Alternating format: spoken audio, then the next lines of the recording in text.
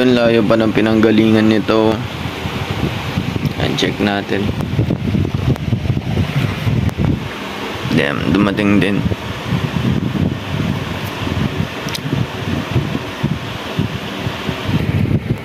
Yan, ganyan yung laman niya. Meron siyang free na Type-C cable. Tapos yung dalawang sleeping buds. Ito yung case niya. Check natin. Dumating pa yung isang product. Yan. Try naman natin to. Yan, sleeping buds din to. As you can see, white yung kulay niya. Meron siyang libreng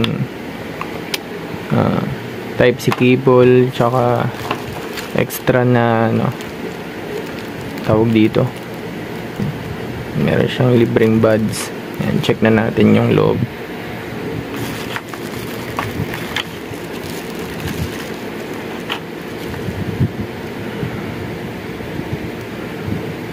Ang ganda ng lalagyan.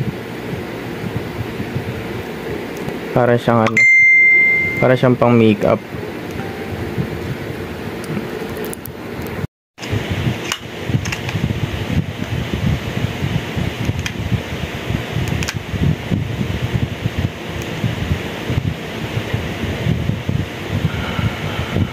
Ang ganda.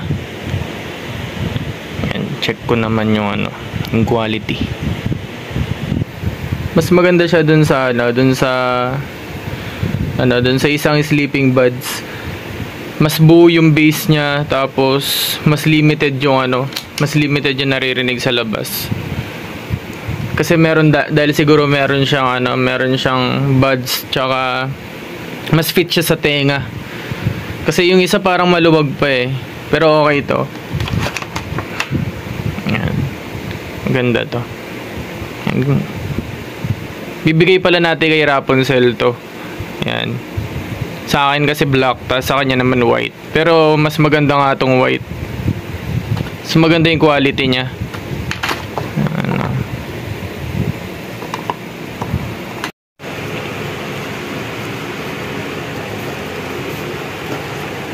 Niabot na natin kay Rapunzel to.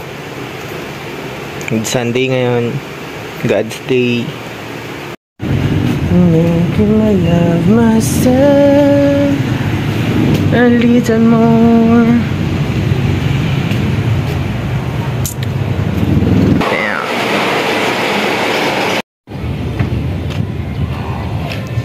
Hey. Dito na ako sa paboritong spot. Yung mga nagpa-practice ngayon.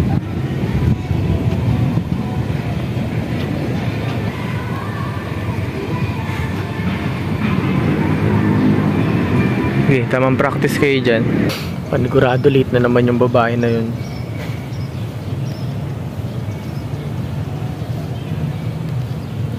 Greetings.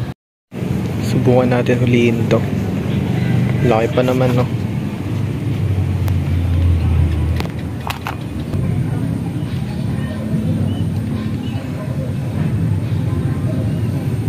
Ay, sayang.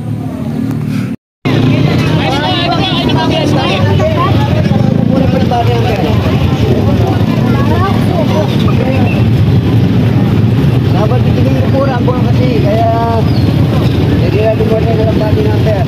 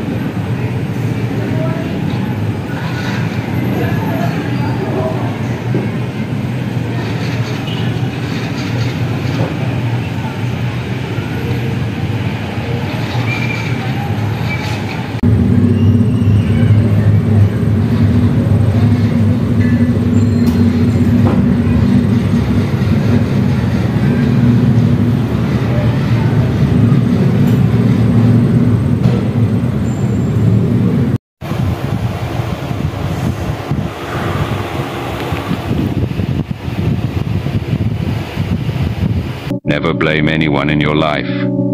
Good people give you happiness. Worst people give you experience.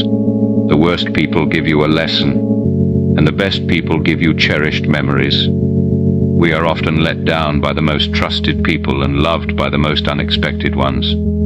Some use their words to make us cry.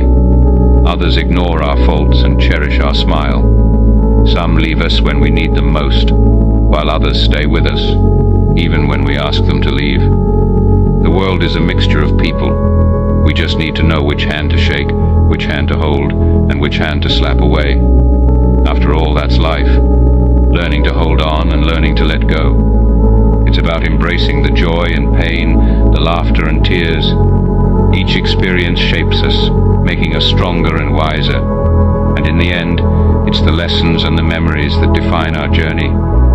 Cherish the good times, learn from the bad, and always keep moving forward.